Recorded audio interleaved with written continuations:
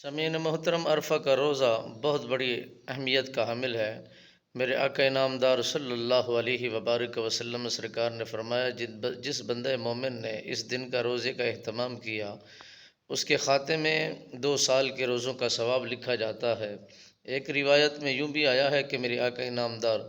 صلی اللہ علیہ وسلم سرکار نے فرمایا، جس طرح لیلۃ القدر کی راتوں کے اجر و ثواب لکھے گئے ہیں، میرے آقا انعامدار صلی اللہ علیہ وسلم سرکار نے فرمایا، یہ ذوالحجہ کے ان 10 دنوں کی ہر رات کا ثواب بھی اتنا برابر رکھا گیا ہے، اور ہر رات کے اندر اجر و ثواب ڈھیروں میرے خالق نے ان میں رکھے ہیں۔ اور جو نامی ذوالحجہ کا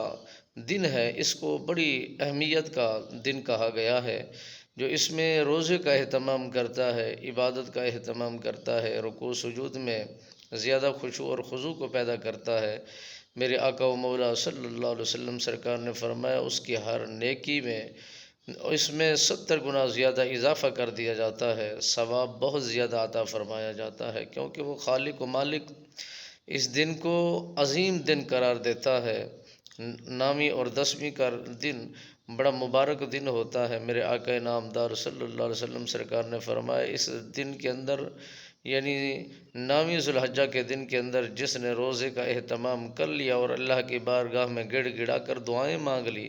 تو مالک بے نیاز اس دعاؤں کے صدقے سے اس کی بے حساب مغفرت بھی فرما دیتا ہے، اس کی دعا کو شرف قبولیت بھی فرما دیتا ہے، اور اس کے گناہوں سے درگزر بھی فرما دیتا ہے، اور اسے پاک صاف بھی کر دیتا ہے۔ میرے آقا و مولا صلی اللہ علیہ وسلم سرکار نے فرمایا، جو بندہ حج کرنے کے لیے جائے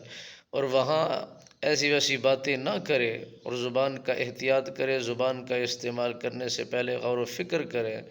اپنی زبان کو پاکیزگی کی حالت میں رکھے گا، تو میرے آقا مولا صلی اللہ علیہ وسلم سرکار نے فرمایا، وہ حج کرنے کے بعد ایسے پاک ہو جاتا ہے